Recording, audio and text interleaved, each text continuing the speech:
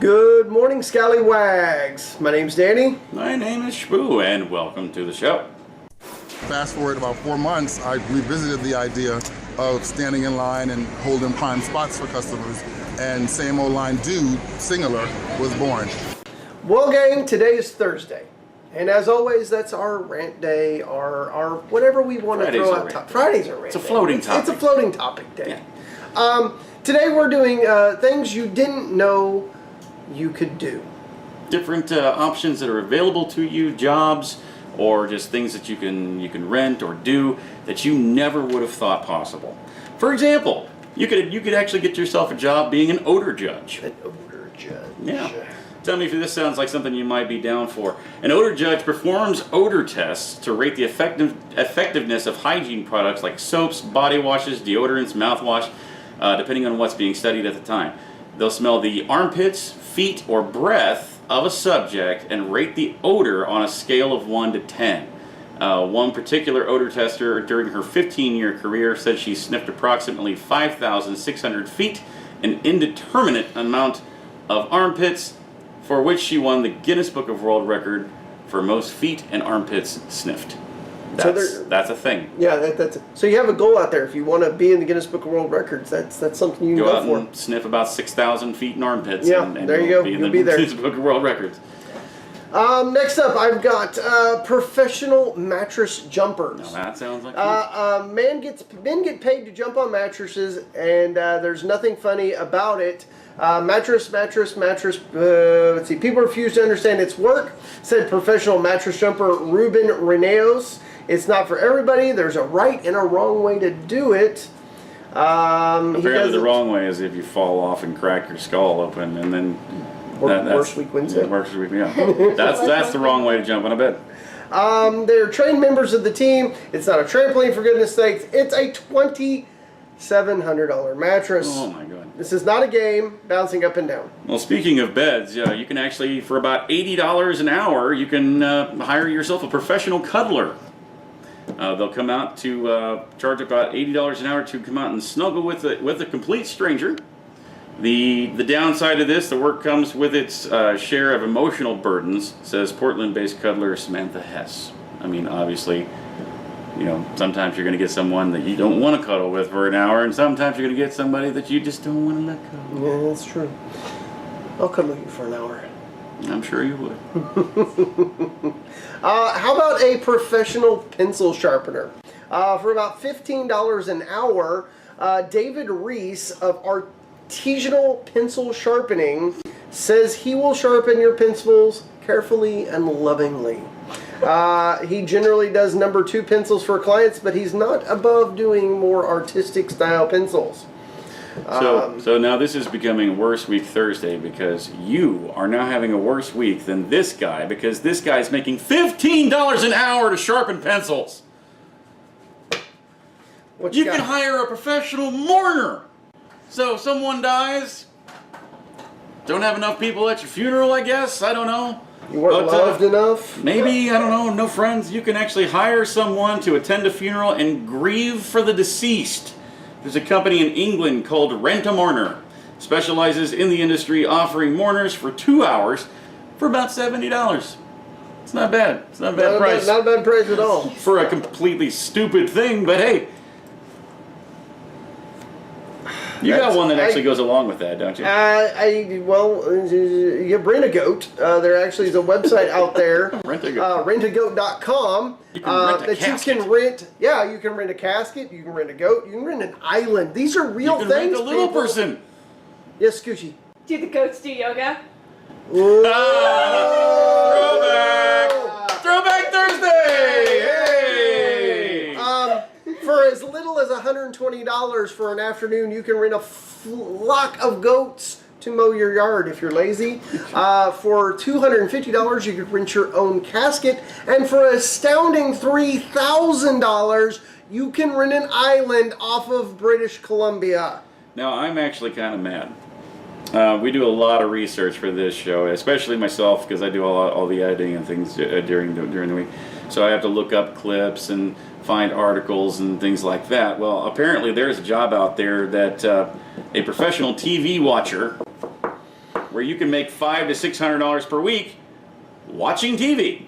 Basically, it's a real job, but it's not necessarily as easy as it sounds, according to Investopedia. I guess that's the Wikipedia of investments or something. Mm-hmm. Professional TV watchers usually scan through different shows and news clips to find the right clips that can be used on a television show or news program. The article also says when Jimmy Kimmel was looking for a TV watcher back in 2005, his show, that's where he was offering $500-600 a week to pay somebody to watch TV and find clips for his show. Well, from TV, I go to golf ball diving. Now, this sounds a little odd, but these are divers. This one makes sense. These are divers who go into ponds on golf courses to retrieve lost golf balls. Here's the kicker, guys. It's $100K a year job. You're in the wrong business. I am totally in the wrong business, Gucci. Wow. See, because like not only could you do that, but you could. Great Barrier Reefs, the Caribbean, it doesn't matter where. It's a cold, nasty, dirty job, but somebody's got to do it. For golf ball divers, a bad day of golf is a good day of work for them. 4 days a week, they average collecting about 4,000 golf balls. So we could break down the math, but it's $100,000 a year job. Well, we could travel over to China and we can be rich because there's some Chinese companies out there that'll pay men $1,000 a week to don a business suit and shake hands with Chinese businessmen. That's it. All while there's other ones out there that will they'll hire foreign people to attend real estate events to pose as celebrities. Apparently, over in China, it's considered that if there's a foreigner that has been hired for an event, then it automatically bumps the whole thing up to like a whole other level. We're doing it wrong. So, I mean, all we gotta do is just go over to China, put a suit on, and shake people's hands, and we can make $1,000 a week. I can do that. I can totally do that. A little bit something less than that. How about a professional cat catcher? Services are about $80 to $90 for a professional cat catcher in New York City. You must have a talent for safely capturing household cats. She's good enough. There are people out there that are good enough for people to hire her, come to their homes, and get their unwilling felines into pet carriers. $80 to come do this. Insert jokes here. So, right along that same line, there are human dog food testers. That's something you can do.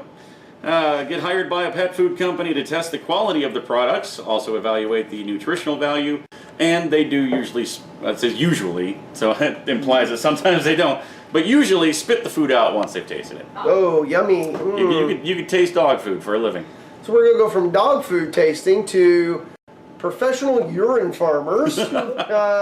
This is probably big in like for the hunting applications. The key to a successful urine farmer, it says, is understanding that different seasons bring a fluctuating urine supply.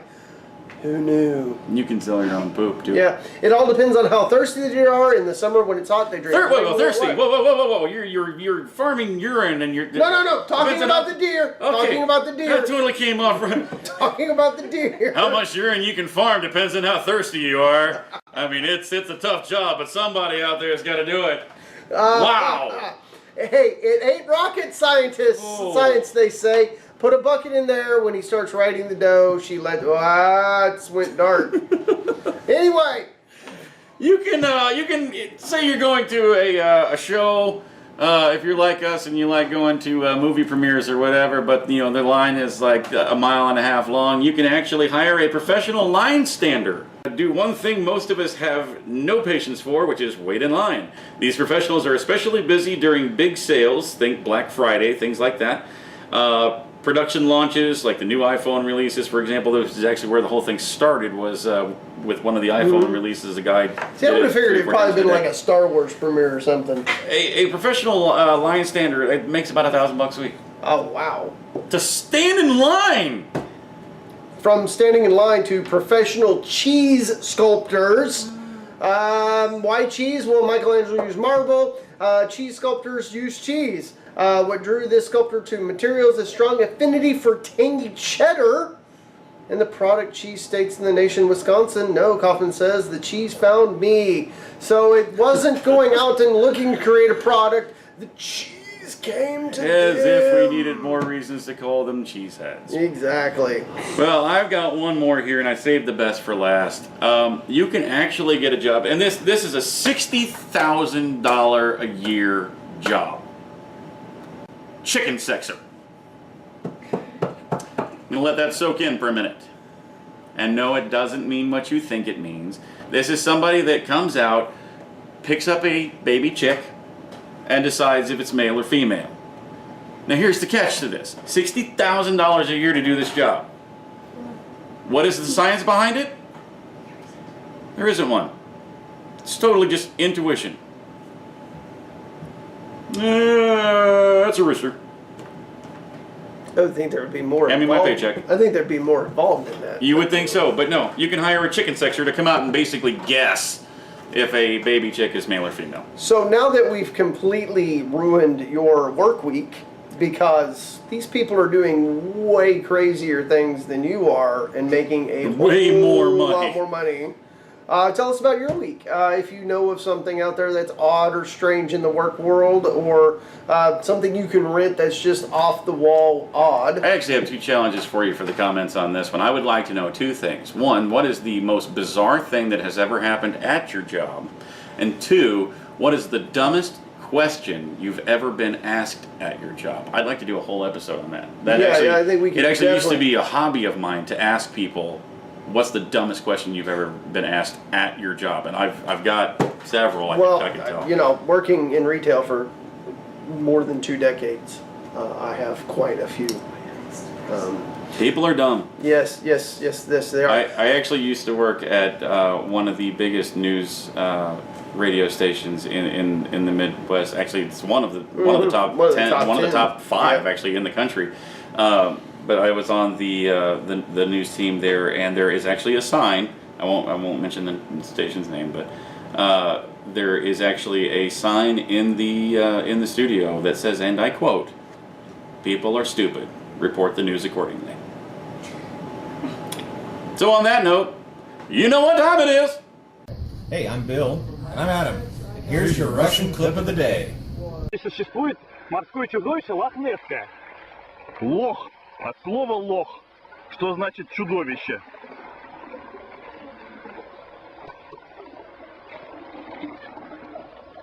Вот мы его можем с вами наблюдать.